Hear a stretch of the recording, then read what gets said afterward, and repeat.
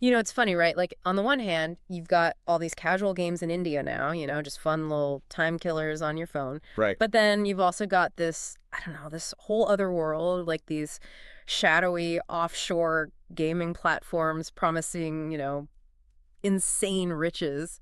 It's kind of wild. Makes you wonder what's really going on. Oh, absolutely. I mean, the allure of easy money is a powerful thing, Yeah. right? And you're right, that contrast is exactly what we're going to dive into today. Really good. Yeah, we've uncovered some pretty significant information about a huge crackdown on these, let's call them less than legitimate gaming websites operating in India. Less than legitimate. I like that. So what we're going to do today is try to understand the scale of this whole operation, like how deep does this rabbit hole actually go? Yeah. And we'll also be looking at how these platforms were actually working, the tactics, the tricks, some of which are pretty clever, got to give them that. Right. And then there's the involvement of some, shall we say, recognizable faces, which is a whole other can of worms. Yeah. Oh, yeah. That's a good one. But most importantly, we want to break all this down in a way that makes sense for you. Like you don't need to be a financial expert to understand what's going on and what it might mean for you. Because let's be real, when you hear that 357 websites have been blocked and over 2,400 bank accounts frozen, like that's not a small-time operation. Exactly. This is big. So how were they even doing this? What was their MO? Well, a big part of it was operating completely under the radar, basically outside the entire legal and regulatory system in India. Hmm. Think about it. These offshore companies, they weren't registered here, they weren't paying taxes here. They were practically invisible to the authorities. Invisible, huh? So they were making potentially tons of money, but not contributing anything back. Yeah, pretty much. And to move all that money around without setting off any alarms, they used what are known as mule accounts. Fuel accounts. Okay, I've heard that term before, but I'm not entirely sure what it means. Can you break that down a bit? Sure. So basically, instead of the money going directly from, let's say, a player to the gaming platform, it goes through a bunch of different accounts held by, well, random individuals. These are the mules. Okay. This creates this complex web of transactions, making it super hard to trace the money back to the source. It's like a shell game, basically. Okay, so it's all about obfuscation. Exactly. And the fact that they've already blocked 166 of these mule accounts just shows how widespread this tactic was. Wow, 166. And that's just the ones they've found. Right? Yeah, that's just the tip of the iceberg, most likely. It's like, I don't know, it's like watching a magic trick, right? You see the end result, the money disappearing or appearing, but you have no clue how they did it. That's a great analogy. Right. And what's even more interesting is that these guys weren't just some faceless entities operating in the dark corners of the internet.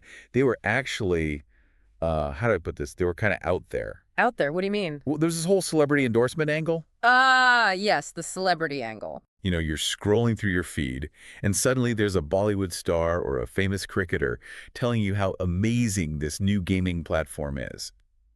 It's like, really? Yeah, that always makes me suspicious. You'd think these celebrities would, do a little research before attaching their name to something like that. You would hope so, wouldn't you? But the reality is, these endorsements are probably pretty lucrative. It's easy money for them.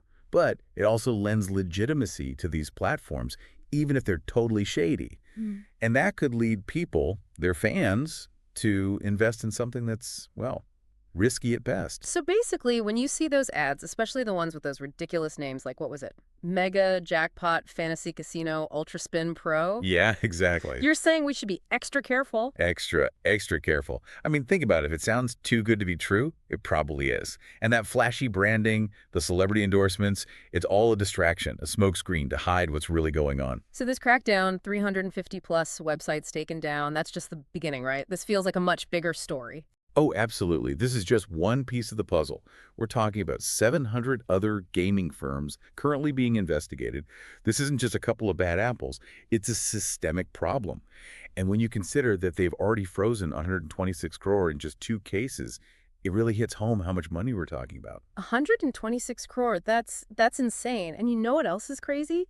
Some of the names these platforms were using, like Satguru online money gaming platform or Mahakal online money gaming platform. It's like they were trying to make it sound almost religious. Yeah, it's pretty ironic when you think about it. It's like they were trying to invoke some kind of divine protection for their less than holy activities. Maybe they thought that would keep the authorities away. Maybe.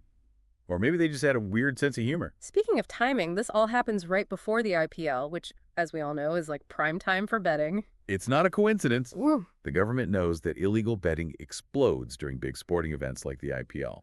So, by cracking down now, they're sending a clear message. We're watching, and we're not messing around. Yeah, so if you're thinking about placing a bet with one of these offshore sites during the IPL, maybe think again. Yeah, think twice. It's not just about losing your money. It's about potentially getting caught up in something much bigger and much more serious. And that brings us to the bigger picture here. This isn't just about online gaming, it's about something much larger, right?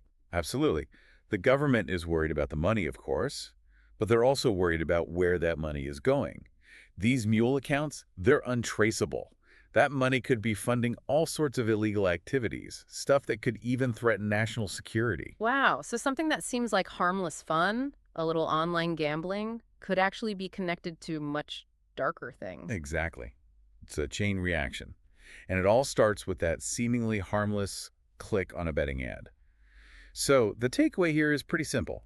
Stick to legitimate platforms, be skeptical of celebrity endorsements, and don't think you can outsmart the tax man. They always catch up eventually. And it's not like they're going to be sympathetic to your I didn't know plea, right?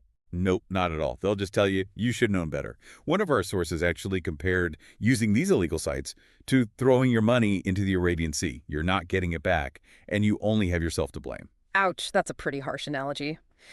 So to sum it all up, we've seen how big this illegal gaming operation is.